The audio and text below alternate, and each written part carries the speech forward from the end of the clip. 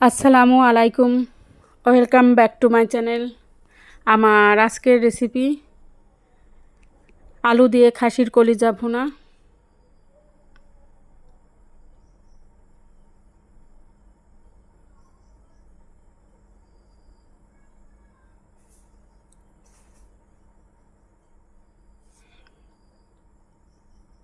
এখন আমি মূল রেসিপিতে চলে যাব।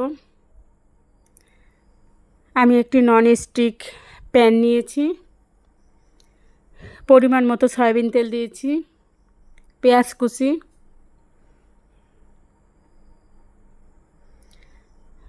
কুচি, লাইট ব্রাউন কালার করে ভেজে নিব।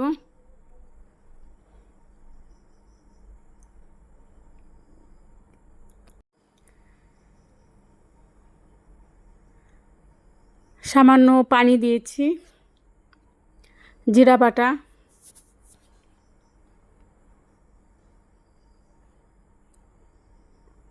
রসুন বাটা,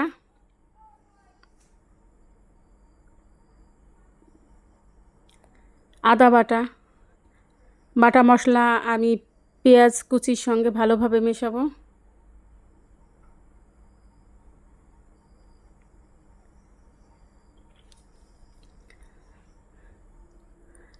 কয়েক মিনিট ভালো করে কষিয়ে নিব।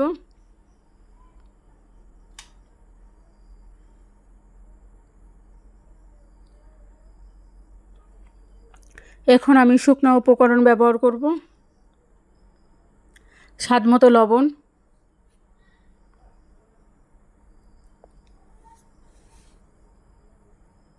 শুকনো মরিচের গুঁড়া,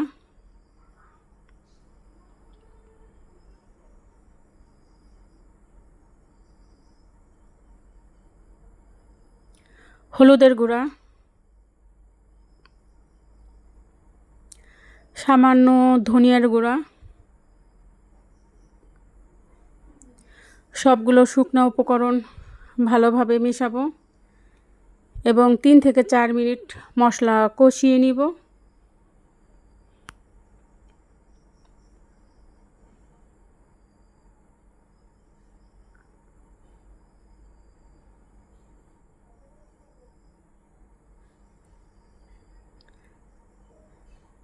তেল উপরে ভেসে উঠেছে। আমি আর কয়েক সেকেন্ড মশলা কষিয়ে খাসির কলিজা অ্যাড করব।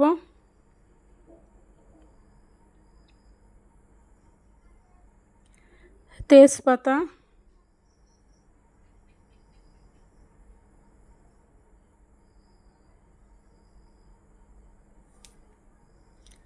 গরম মশলা,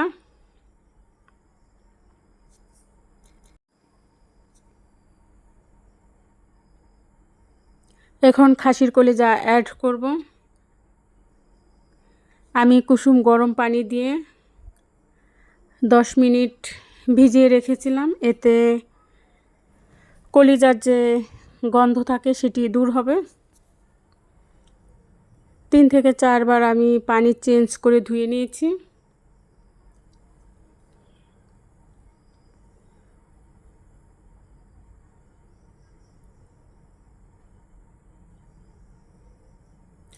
কলিজা সিদ্ধ হতে বেশি সময় লাগে না, এই কারণে আমি আলু অ্যাড করেছি।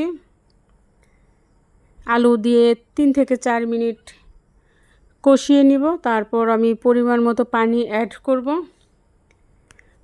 গরুর এবং খাসির কলিজা আমার ছেলের খুব পছন্দ।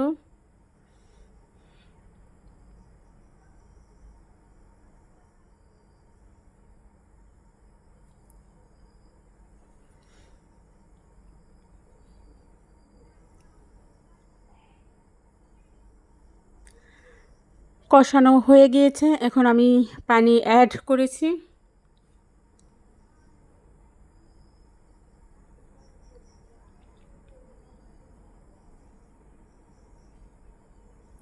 হালকা বলক আসছে।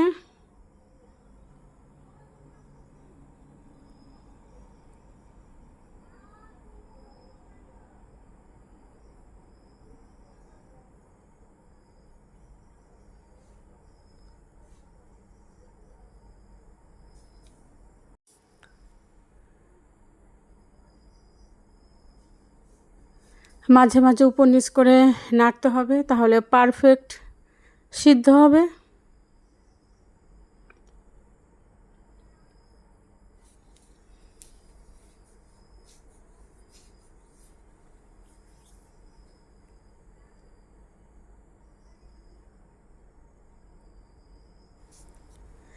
ভাজা জিরা এবং গরম মশলা আমি একসঙ্গে গুঁড়া করেছি, একটু গুঁড়া ব্যবহার করেছি, এতে সুন্দর স্মেল ছড়াবে।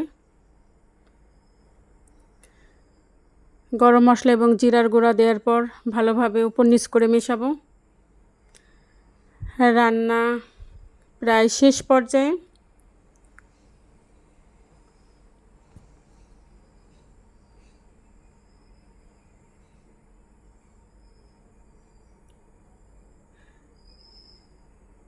এখন আমি চুলা অফ করে দিব।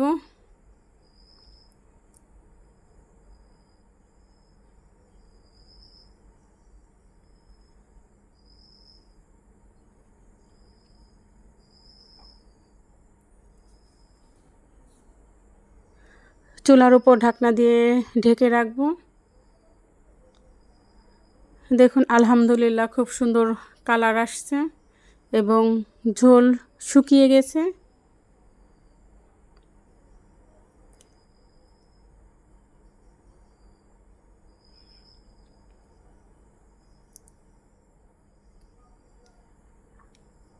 একটি বাটিতে আমি সার্ভ করব।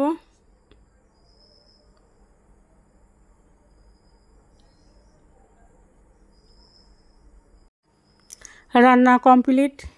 আলু দিয়ে খাসির কলিজা ভুনা।